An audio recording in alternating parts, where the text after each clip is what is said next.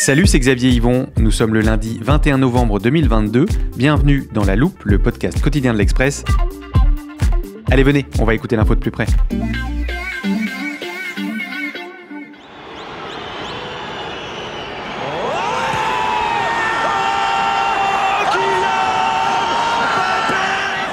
Sur la pelouse du grand stade de Lusail à Doha, la France affronte le Brésil en finale de la Coupe du Monde de football. Kylian Mbappé et ses partenaires l'emportent au terme d'un match spectaculaire. Tout sourire, les Bleus reçoivent chacun une médaille des mains de l'émir du Qatar avant de soulever le trophée sous les acclamations des 80 000 spectateurs. Bientôt, les lumières dorées de ce stade luxueux s'éteindront et comme prévu, des ouvriers s'attelleront à démonter les sièges pour les envoyer dans des pays en voie de développement. Oui, la Coupe du Monde vient seulement de débuter et non, je ne sais pas qui va la gagner, mais ce qui est sûr, c'est que le 18 décembre prochain, en fin d'après-midi, une nation, et donc pourquoi pas la France, célébrera sa victoire dans la compétition la plus populaire de la planète, tandis que le pays organisateur, lui, retournera à son obsession, assurer sa survie. Le football aura placé le Qatar au centre du monde pendant un mois, mais quand les supporters et les caméras s'en iront, comment ce petit pays à la fois richissime et vulnérable compte-t-il continuer à peser dans le monde ? C'est la question qu'on passe à la loupe aujourd'hui.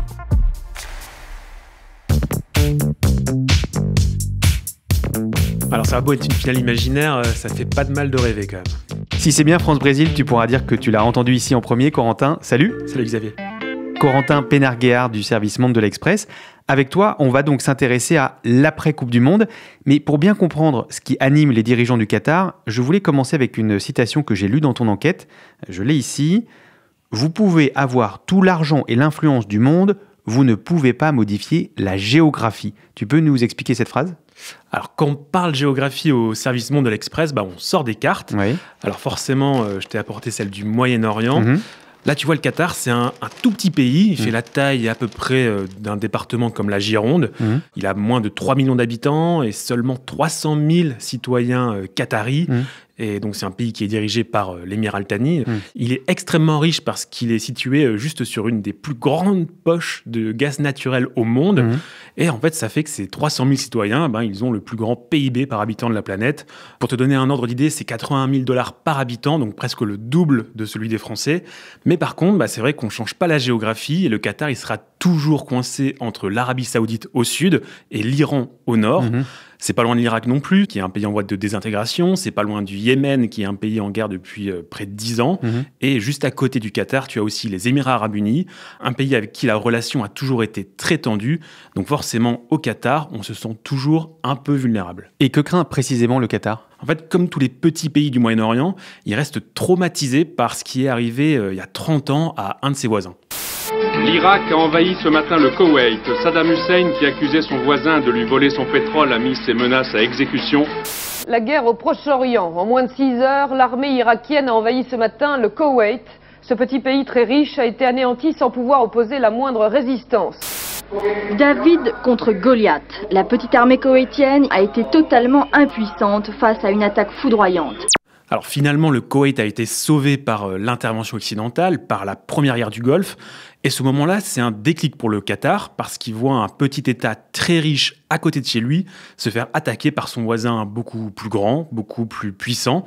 Et c'est vraiment l'événement fondateur de la stratégie globale du Qatar depuis 30 ans.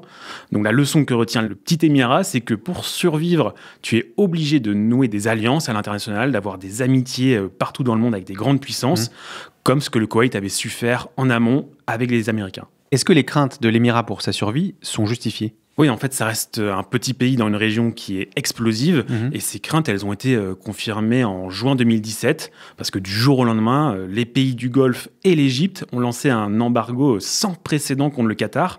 C'était surtout à l'initiative de l'Arabie Saoudite.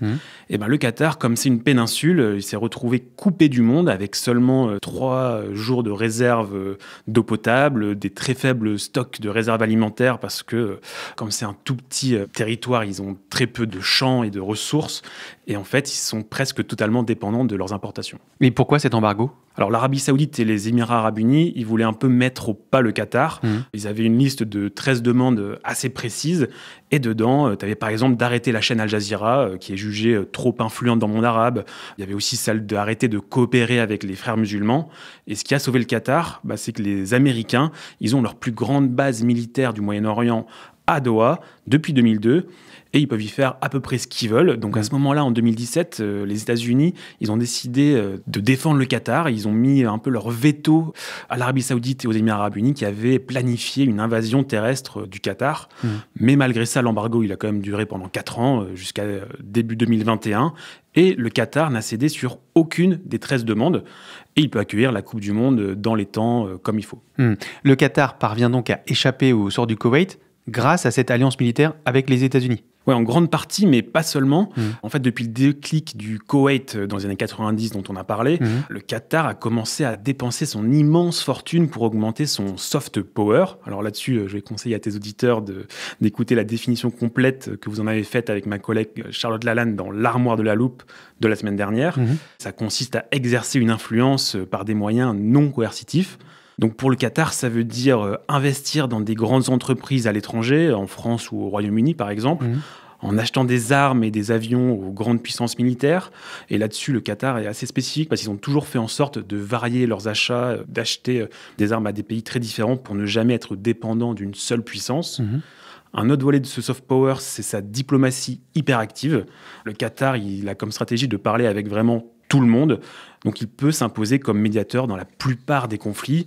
J'ai en tête Israël-Palestine, la Syrie, mais surtout l'Afghanistan, où le Qatar, en 2021, il a pu faire la négociation entre les talibans et les Américains. C'était le seul à pouvoir faire l'intermédiaire. Et bien sûr, tu as le dernier volet, c'est la visibilité grâce au sport. En 93, donc 3 ans après l'invasion du Koweït par l'Irak, le Qatar a accueilli son premier Open de tennis. C'est pas le hasard.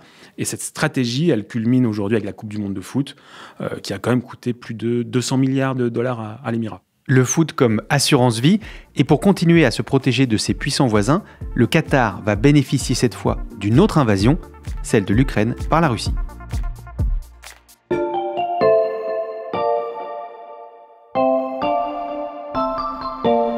Alors Xavier, je sais que tu aimes bien qu'on se projette dans le futur, et ça tombe bien parce qu'avec le Qatar, on voit assez loin. Est-ce que tu sais pourquoi il a entouré les années 2032 et 2036 en rouge dans son grand calendrier prévisionnel ? Je savais qu'on allait parler de l'après-Coupe du Monde, mais là, on fait quand même un bond dans le temps. Commençons par le plus proche. Pourquoi 2032 ? Déjà parce que le Qatar a gagné le droit d'accueillir un Grand Prix de Formule 1 pendant ces 10 prochaines années. Alors, le contrat a été signé l'année dernière avec la FIA et ça tombe plutôt bien parce que la F1, c'est un sport qui connaît un énorme regain de popularité dans le monde, notamment grâce à Netflix. L'important, ce n'est pas seulement ce qui se passe en piste. C'est tout ce qui se passe en dehors.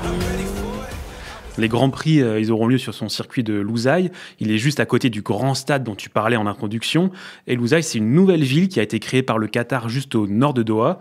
Il y a aussi une enceinte omnisport et à peu près tout pour servir ses ambitions sportives. En t'entendant parler d'infrastructures sportives, je crois avoir deviné pourquoi le Qatar a aussi coché 2036 dans son calendrier.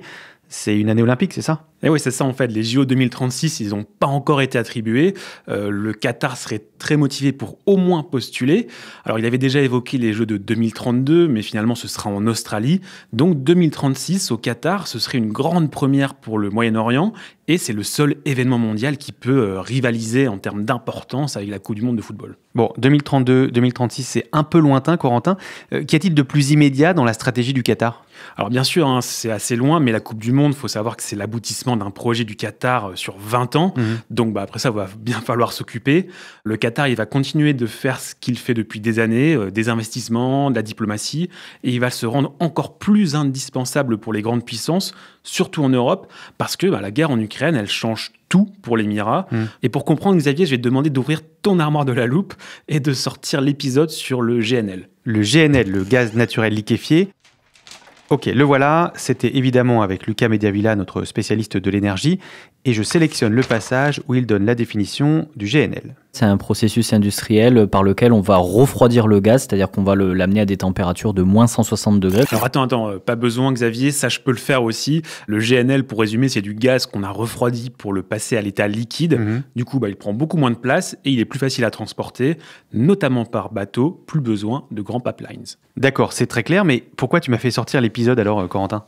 Alors en fait, pour tout te dire, je l'ai réécouté pour préparer mon article. C'est pour ça que je suis au point sur la définition, je ne vais pas te mentir. Et je voulais surtout que tu nous diffuses cet extrait-là. Si on parle du GNL beaucoup aujourd'hui, c'est qu'on est en plein dans le contexte de la guerre en Ukraine et que l'Europe, qui dépend à 40% de son gaz des importations russes, a besoin de diversifier ses sources d'approvisionnement. Et le GNL, donc le gaz naturel liquéfié, est une réponse à cette volonté de diversifier ses approvisionnements et de se tourner vers des pays qui ne sont pas ceux avec lesquels on est aujourd'hui en conflit, comme la Russie. Et parmi ces pays qui peuvent fournir du GNL et donc une vraie alternative au gaz russe, il y a en tête de liste le Qatar. Ouais, voilà. En fait, c'est le premier exportateur mondial. Il a repris cette première place aux Américains cette année. Et c'est le seul pays au monde qui a la capacité, dans un futur proche, de remplacer le gaz russe pour l'Europe. D'ailleurs, le Qatar prévoit d'augmenter ses capacités de production de 60% d'ici 2027. Donc, il sera indispensable aux Occidentaux, mais aussi à la Chine. Et par exemple, en juin, l'Émirat a signé un énorme contrat avec Total. Alors, évidemment, c'est le résultat des circonstances internationales, du contexte, mais c'est aussi celui d'un pari sur le long terme fait par le Qatar. Quel pari ? En fait, dans les années 90, le cheikh Hamad Ben Khalifa, il a décidé d'investir sur le GNL, quitte à s'endetter. Il s'empare du pouvoir en 95 en renversant son père. Et à ce moment-là, il décide de prendre le tournant gazier, ce que refusait de faire son père jusque-là. À l'époque, le gaz liquéfié, il est beaucoup moins rentable que le pétrole. Et le Qatar, il a du mal à trouver des investisseurs. Alors le cheikh Hamad, il s'obstine et il a réussi à convaincre. Et aujourd'hui, c'est le jackpot. Du GNL et des JO, la machine du Qatar pour continuer à peser dans le monde semble bien huilée. Il est temps de se demander ce qui pourrait venir l'enrayer.